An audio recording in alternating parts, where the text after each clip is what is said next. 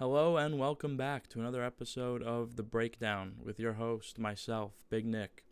So we got a lot of interesting stories to talk about, a couple good news articles to read through for you guys.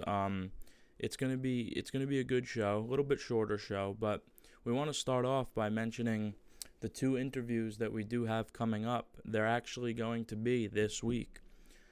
I haven't decided if I'm gonna release them the day of. I might release them next week or sporadically, maybe one this week and one next week for you guys. Haven't decided yet, but the interviews will be done this week with first the head coach of Bryant University's basketball team, Jared Grasso. And then, of course, we have Dan Villari coming on. He's an incoming freshman at the University of Michigan. He'll be playing quarterback there. So we're really excited for that.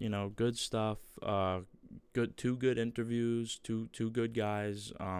Looking to do a lot. And honestly, quite new to their careers. I mean, Dan's an incoming freshman at Michigan. He doesn't know what to expect. It's gonna be a ride for sure. And for Coach Grasso, he's a fairly new head coach. Sure, he's been around Division I basketball a little bit, but in the head coach position since 2018, he's had 2 seasons to work with where he's been the head coach. So it's two interesting interviews. I think you guys are really going to enjoy them. I think they're very, detailed as far as really diving into what a player goes through when he's going into the college football process. We all have at the end of the day, we all know a lot of guys who will play, and not to discredit these sports whatsoever, but we know guys who will play a lot of, Division I lacrosse, Division I wrestling, stuff like that. And it's not to discredit them, but it's impossible to ignore the fact that it's not on a scale and an atmosphere where, as if you're going to play quarterback at Michigan.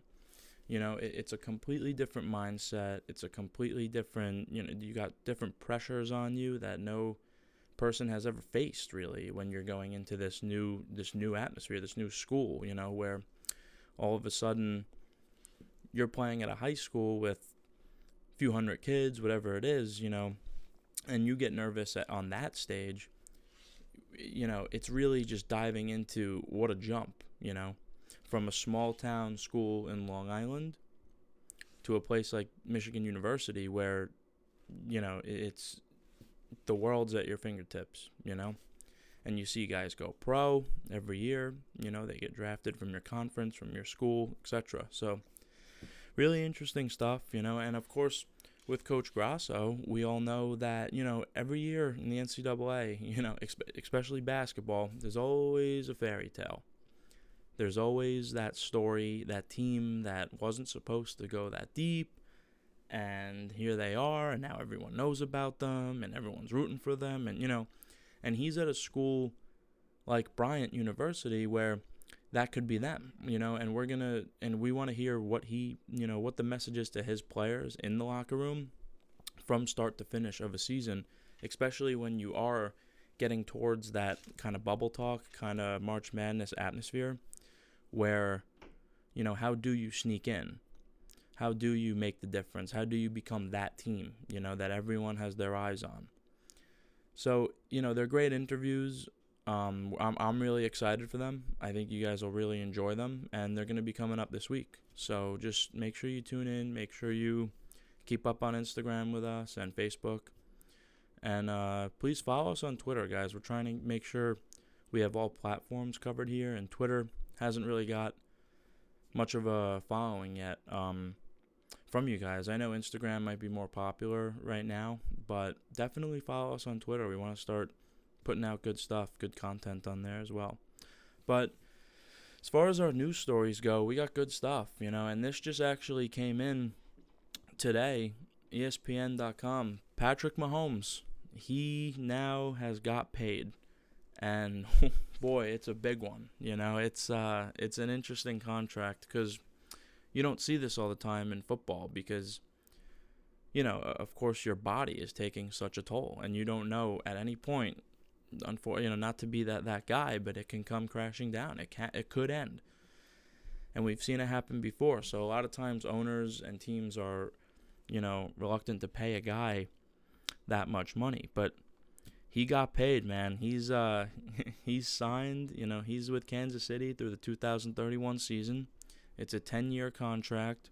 And the interesting part about, he can make up to $503 million, it says, which is unbelievable, and he probably will. But the interesting part about this contract is he has $140 million guaranteed injury-free with a no-trade clause. So, $140 million guaranteed. A football player, not a swimmer, a football player. So this is good stuff, and he deserves it. Listen, I'm not laughing at the contract, at all. I'm actually here to say I support it because he's the guy who deserves it. At the end of the day, there's not a lot of guys I can think of who should get that. We even see a guy like Lamar Jackson. Everyone talks about him as far, the MVP last year and stuff, and he gets bumped in his first playoff game last year, Well, he gets bumped in his first playoff game 2 years ago to the Chargers, and then he gets bumped last year in, his first playoff game in round 2 to Tennessee, and he's young as well. He can eventually, become whatever and get this kind of money maybe, but it just goes to show you how good and how dominant you really need to be when you're, trying to get this kind of money. And what's interesting really is you even look at a guy like Dak Prescott, where he's been in the news so much lately about his contract talks, and he wants to be the highest paid quarterback in the league. And a lot of people are like, okay, well, how many years is he going to get? How much money is he going to get? And no one's even talking about injury. We're just talking about pure talent for Dak Prescott. And it goes to show you, Patrick Mahomes, he deserves this money. At the end of the day, Patrick Mahomes won a Super Bowl last year. He won a Super Bowl. He doesn't get hurt. He battles through adversity. He was down to the Texans at home in his playoff game. I believe it was 28-0. If not, I'm sure it was 21-0. And, where a lot of other teams, a lot of other guys, deflated, done. The game's over. Really. It really is. But not him. They end up blowing them out. They won the game by 20-plus points. And it goes to show you just the Super Bowl. Look at the Super Bowl. They were down and out. Listen, I had the 49ers. A lot of people had San Francisco. We're celebrating the game. We think it's over. We won. The Chiefs looked down and out. They didn't look like themselves. Mahomes didn't look like himself. And what happens? In the snap of a finger. That's what an MVP does. That's what a Super Bowl MVP does. And that's what a guy who's going to be the highest paid quarterback in the league does. Dak Prescott, what does he do in the big moment? Okay, let's dive into it. Dak Prescott gets blown out on Thanksgiving in front of America. Dak Prescott doesn't score a touchdown in the biggest game of the season last year at Philadelphia. Doesn't make the playoffs. Dak Prescott goes to New England. Doesn't score a touchdown. Biggest game. Dak Prescott in a game where Philly's trailing in the division by one game. It's a must-win. He goes to New York and loses to the Jets. He loses to the Jets. And it's not to... I'm not trying to rip on Dak Prescott, but this is serious money. We're talking about this isn't like middle-of-the-road money. When we're having this conversation a few weeks ago, and we're talking about Dak Prescott he wants to be the highest paid quarterback in the league. No, that cannot happen. It can't happen. And Dallas knows what they're doing. That's why they brought in a guy like Andy Dalton as the backup, because they need some kind of cushion here. They need some sort of leverage. When you look at the Chiefs, no one's looking at this deal. Of course, you'll get you'll get some haters on Patrick Mahomes, but no one's looking at this deal and saying, Patrick Mahomes made how much money? Why would they pay Patrick Mahomes that much money? No one's saying that. We're all like, okay, yeah, it's crazy. It's a ton of money, but it's Patrick Mahomes. So we're all like, okay, yeah, he's a Super Bowl MVP. He's only been starting in the league for how many years? And he's already got a ring. It's just going to get better and better. The situation with Andy Reid is perfect. it just goes on, and no one has a problem with it. But this is serious money we're talking about. When it's Dak Prescott and he wants this kind of money, whoa, Dak, you got one playoff win. You don't come up in the big game. You don't shine. You don't overcome adversity. And this isn't, listen, this show today isn't to just rip on Dak Prescott. But it angers me when he thinks he should be the highest paid quarterback in the league. You don't show up in the big games. You got one playoff win. Last year, and quite frankly, kind of all the years he's been there, except the year Philly went nuts, of course, and won the Super Bowl. But the division's not great. You get 4 free wins. You play Washington twice. You play New York twice. You get 4 free wins, essentially. Nothing's given in the NFL, but you see my drift here. Philly's banged up last year. They got injuries all across the board. All across the board. Anyone. They had varsity. They could have put varsity high school wide receivers out there. I mean, really, at that point. And you can't beat them out and win the division. And you want to be the highest paid in the league, Dak. I mean, in the league? Seriously? Are you being serious right now? It's like a joke, you know? Now, your head coach just got fired.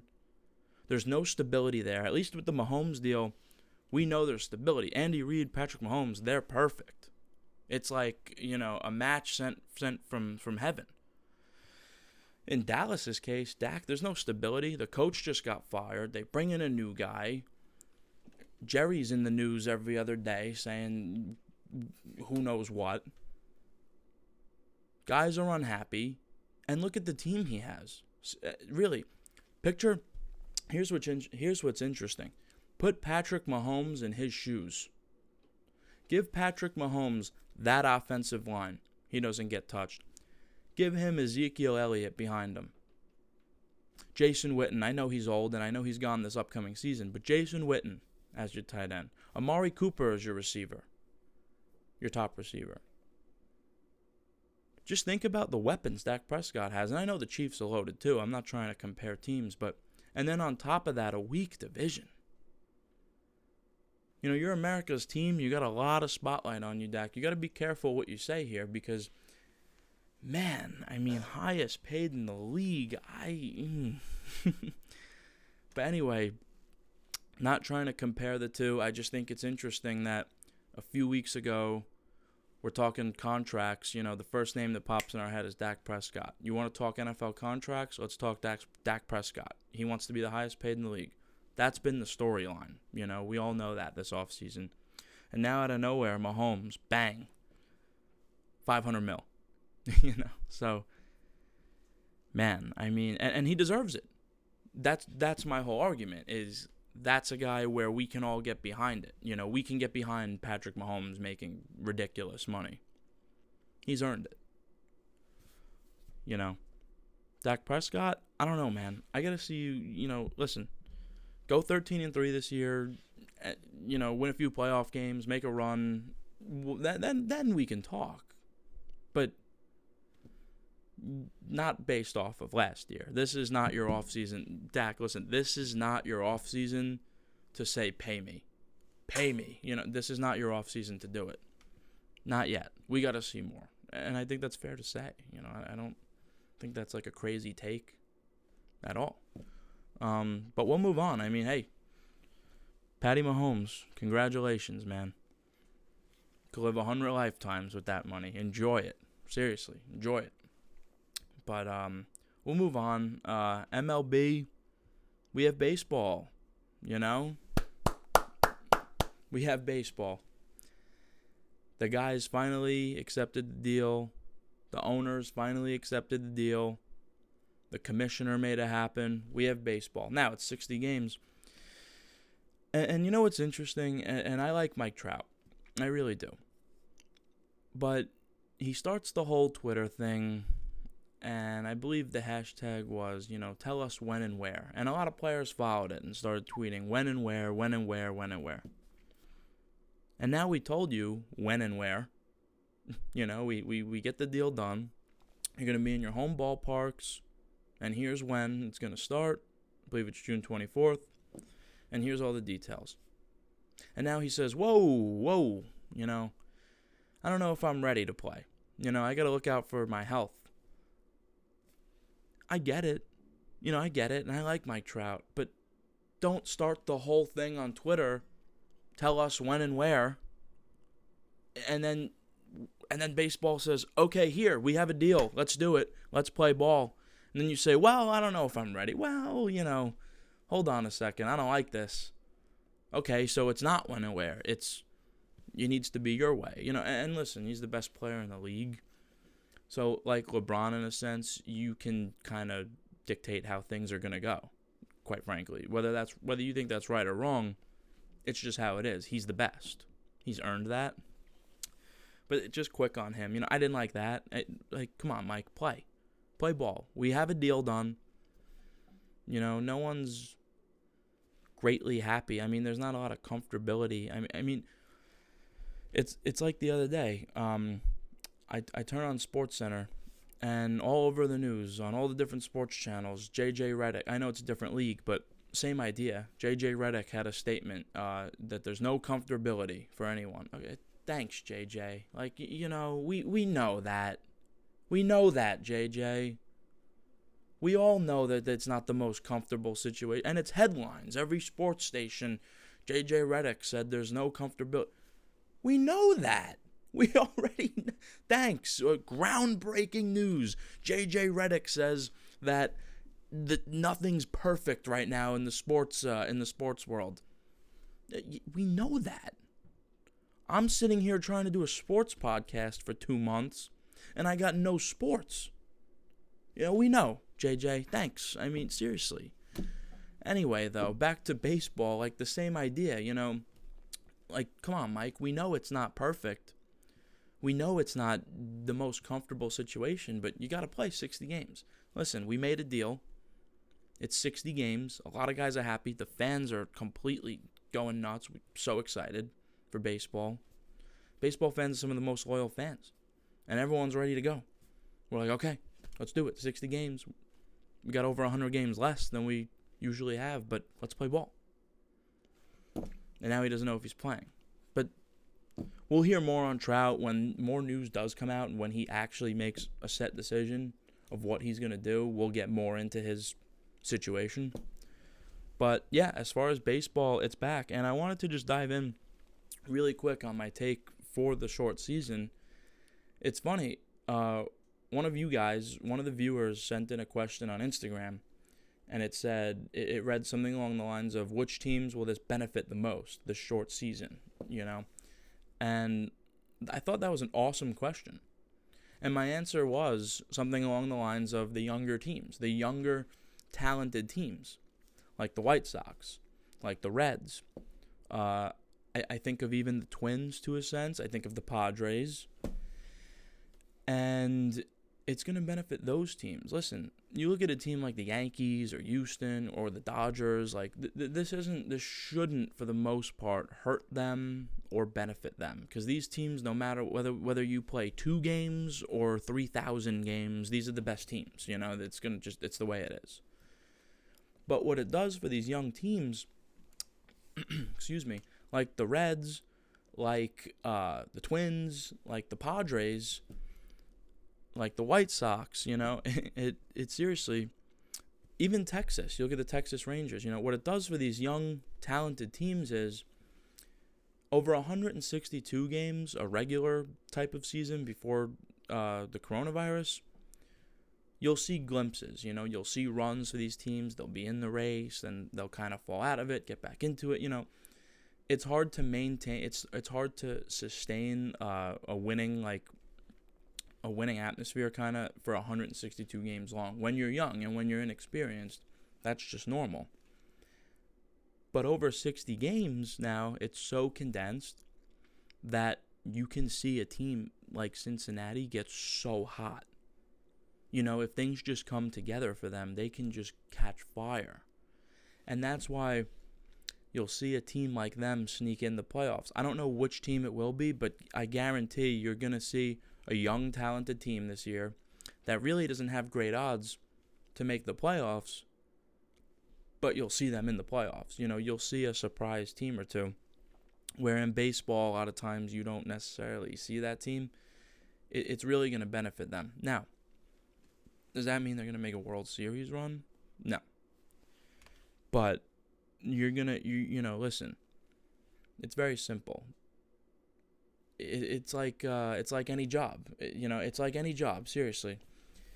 You got the young guys who are fiery and they're talented and they're excited, but they're gonna make mistakes. They're gonna make mistakes. So when there's big projects to do and it's a long work day and there's gonna be mistakes that you have to fix. But if they were working for just a couple hours, on a smaller project, you could see them really just blowing it out of the park and excelling. And that's what you're going to see with these young teams. You're going to see, listen, it's a 60-game season. If you catch red hot for 22 to 25 games, it's going to be hard for you. I'm talking like red hot. It's going to be hard for you with talent to blow that. You're going to probably earn yourself a solid spot in the standings unless you just then go the complete, opposite and go ice cold where you just can't win a game, But I'm saying if you just get red hot when you're a young, fiery team like that in a 60-game season, it's just bound to happen. You're going to find yourself in a playoff hunt. And I think that's going to be really fun to watch, At myself, I'm a fan I root for the New York teams, of course. I love New York sports. I just love the atmosphere. I love the fans. I love everything about it. But at heart, I'm a San Francisco Giants fan, and they're supposed to be bad this year. It's supposed to be a long year. They're going to struggle. But the 60-game season, I'm excited. If they they have guys in that locker room who have won World Series.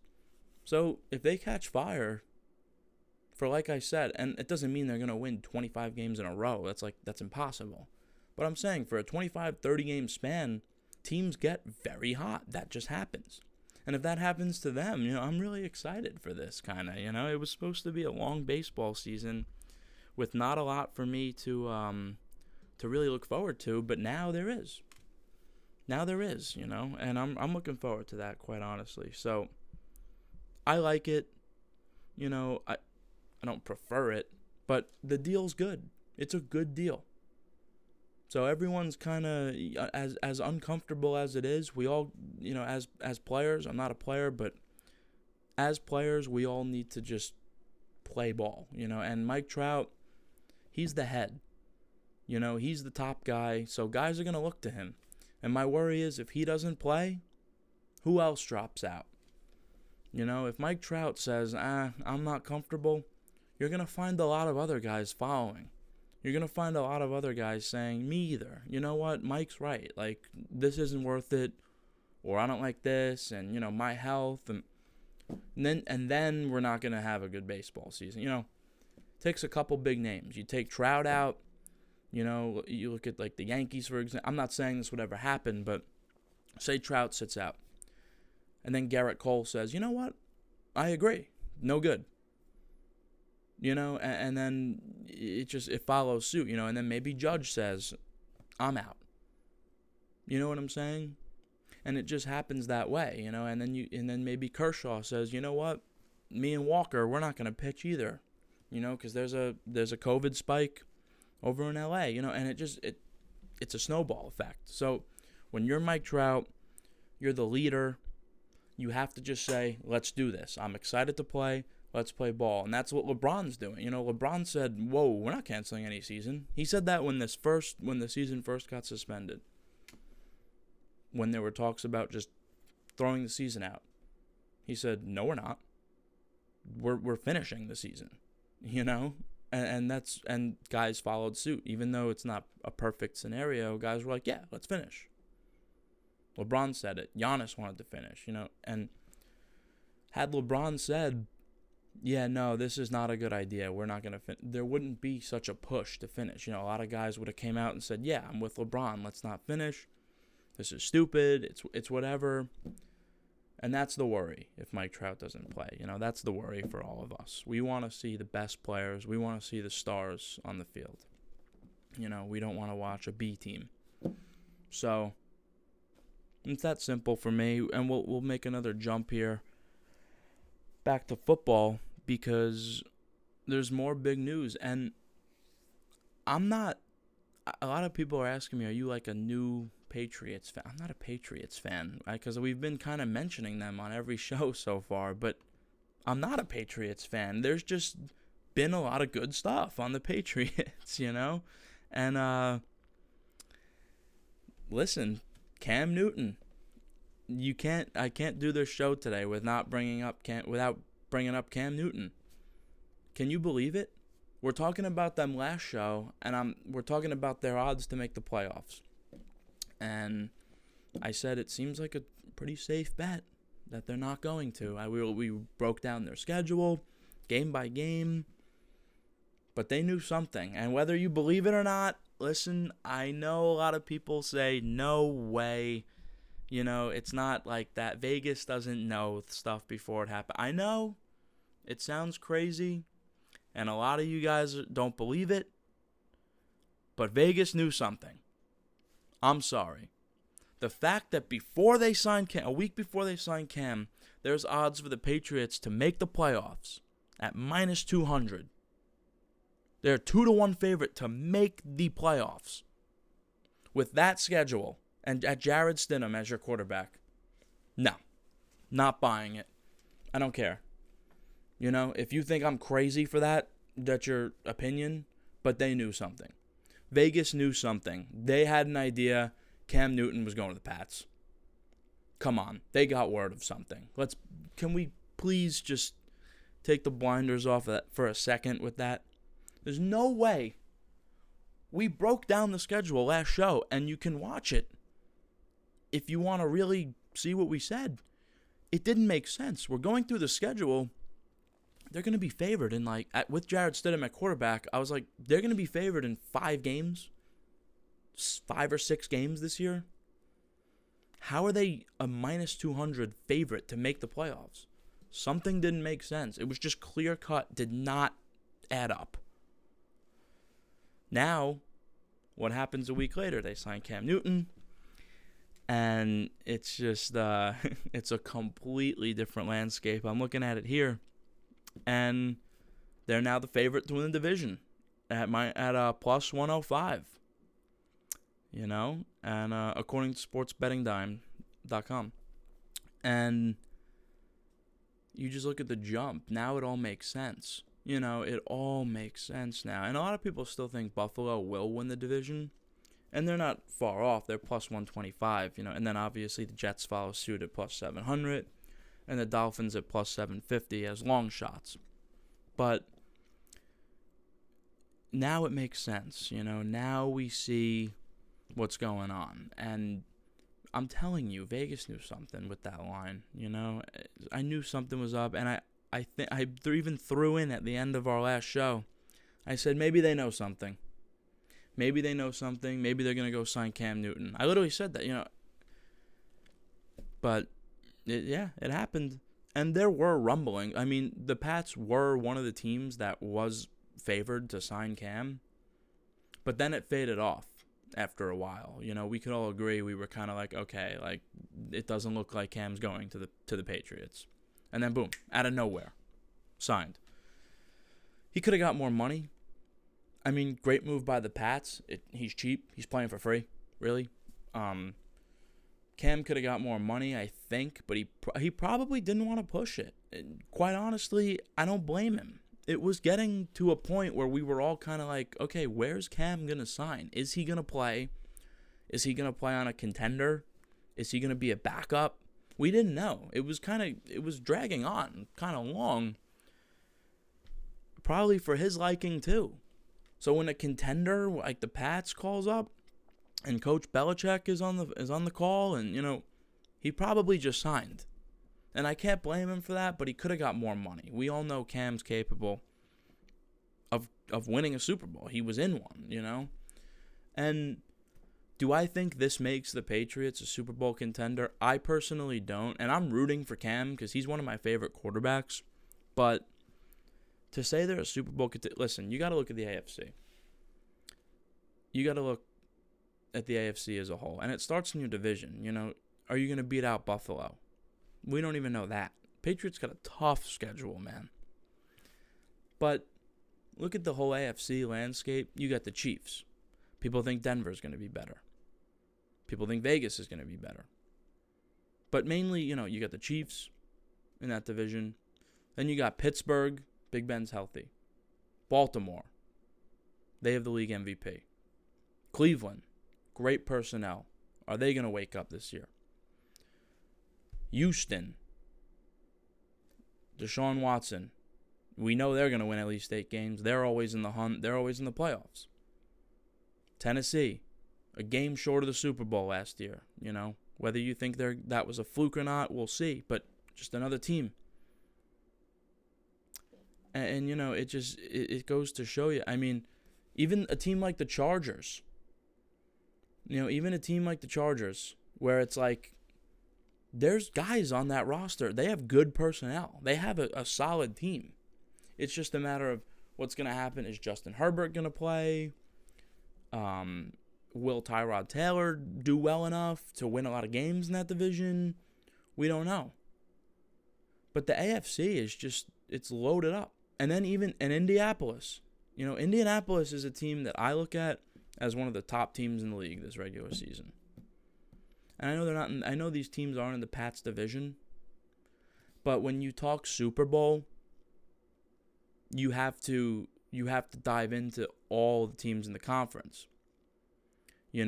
And will they be able to go to Kansas City and win? Will they be able to go to Baltimore and win? Indianapolis, Pittsburgh, quite frankly, Buffalo. Say if Buffalo wins the division and New England somehow gets a wild card, which I don't think will happen. I think if New England does make the playoffs, they're going to have to win the division because, again, we look at all these teams, Indianapolis, Houston, Tennessee, Baltimore, Pittsburgh, Cleveland. People think Denver's going to be better. There's too many teams that are going to have solid winning records for New England, in my opinion, to sneak in there with the schedule that they have as a wild card. So I do think they'll have to win the division. But even if they don't, can they go to Buffalo and win in the playoffs? I don't think Cam Newton makes that jump. We are, at the end of the day, we are talking about a team that just a few months ago was bumped out round 1 at home by Ryan Tannehill. Listen, whatever you want to say about Tom Brady, he's old, he's done. We've been hearing that for years. We're still talking about that team. We're still talking about that team that couldn't get out of the first round at home against Ryan Tannehill's Titans.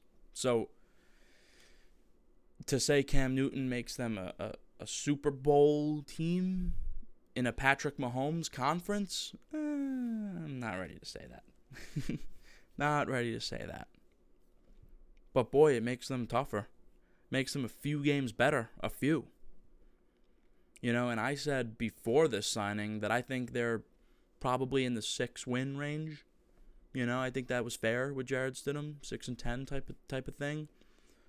With Cam, they're gonna win 8 to 10 games. They're gonna win 8 to 11 games. I mean, I don't think they'll win 11, but they've moved to the next stage.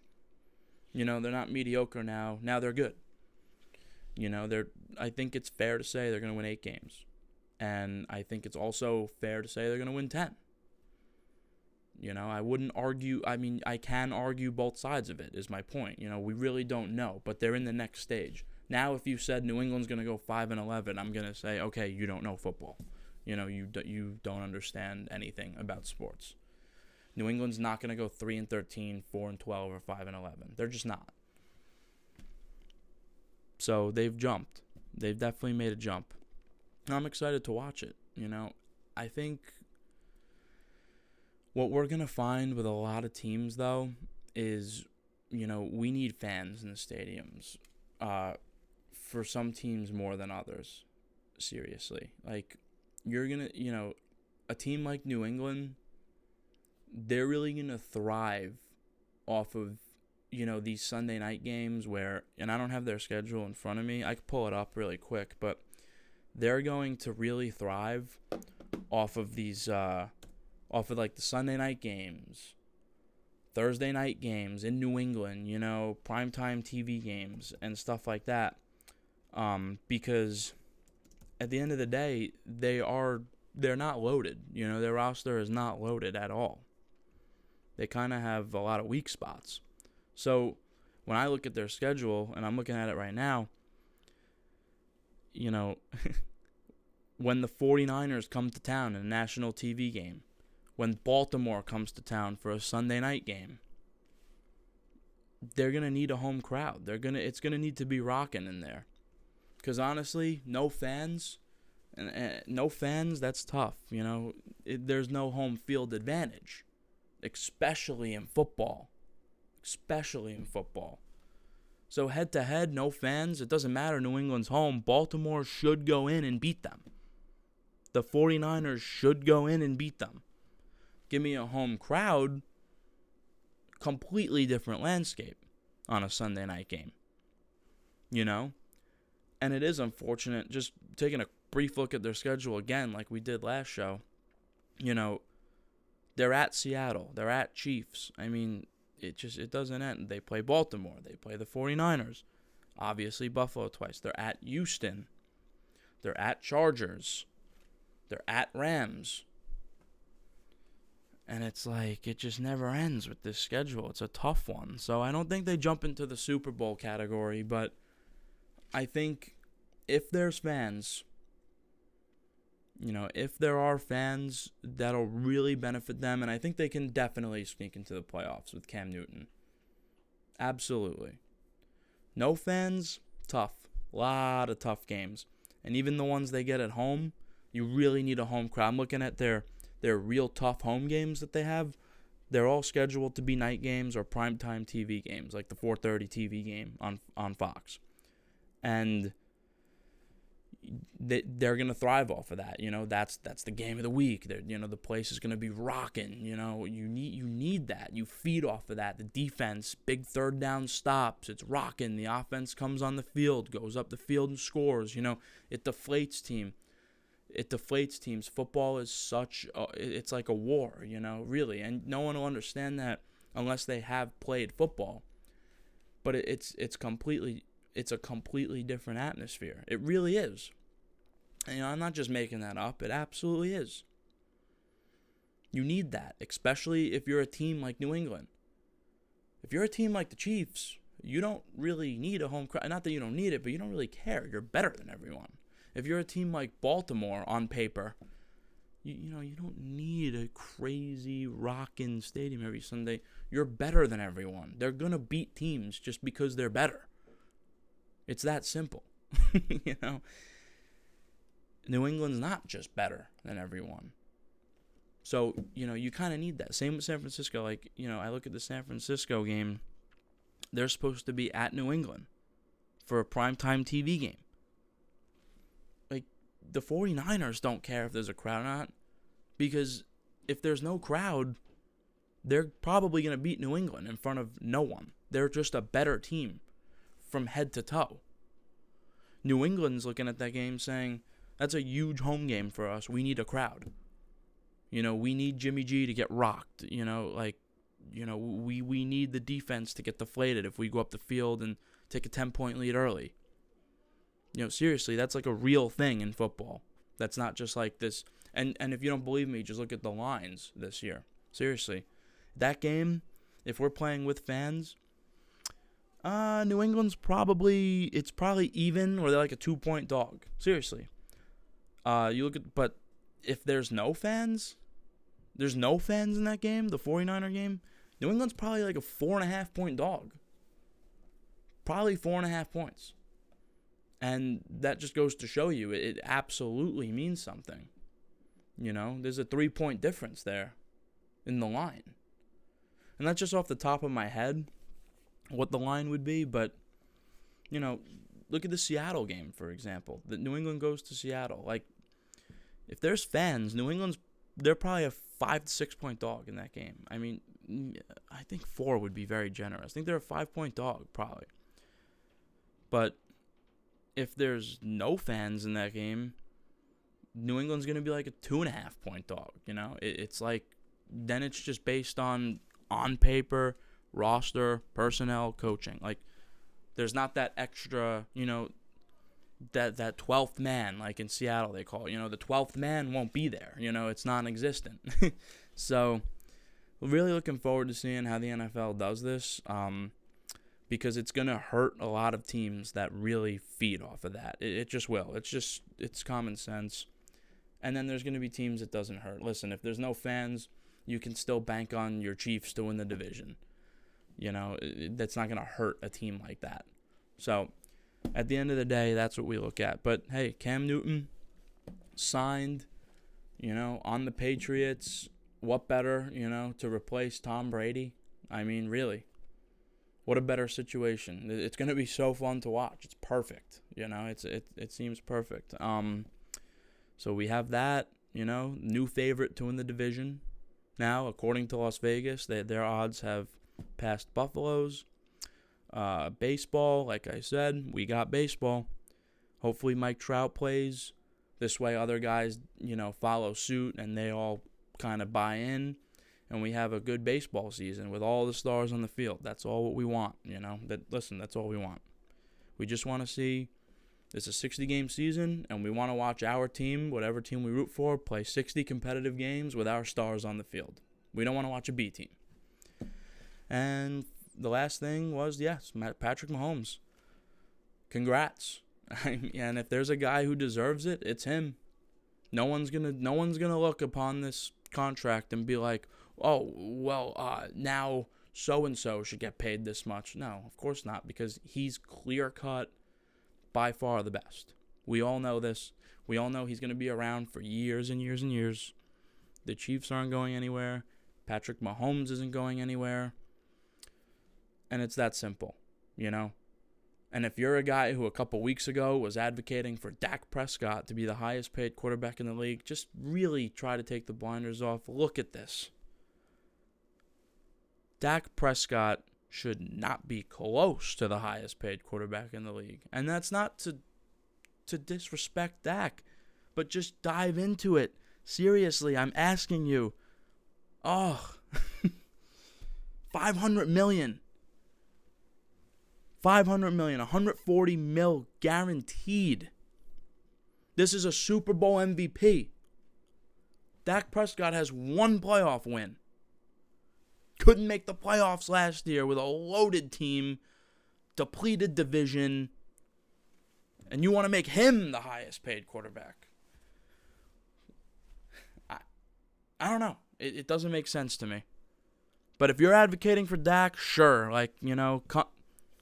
write to me in the messages and come on the show, because I'd love to debate it. Really, I would. I don't get it. Russell Wilson is a guy, when he got his contract, no one was like, it didn't bother anyone, because Russell Wilson is a Super Bowl champ, really should have had 2 rings, honestly, beat Brady, it's just, he deserved it. It made sense. They win every year. They're in the playoffs every year, it's just, same with Patrick Mahomes. Dak Prescott, whoa, now there's an issue. The highest paid quarterback in the league can't have a quarter of the people in his home stadium thinking in their head, would we be better if we put in the backup Andy Dalton? Are we sure he should even be starting? You can't have, 25% of your home fans thinking that, and at the same time be getting a check to be one of the highest paid quarterbacks in the league. It doesn't make sense. It doesn't correlate.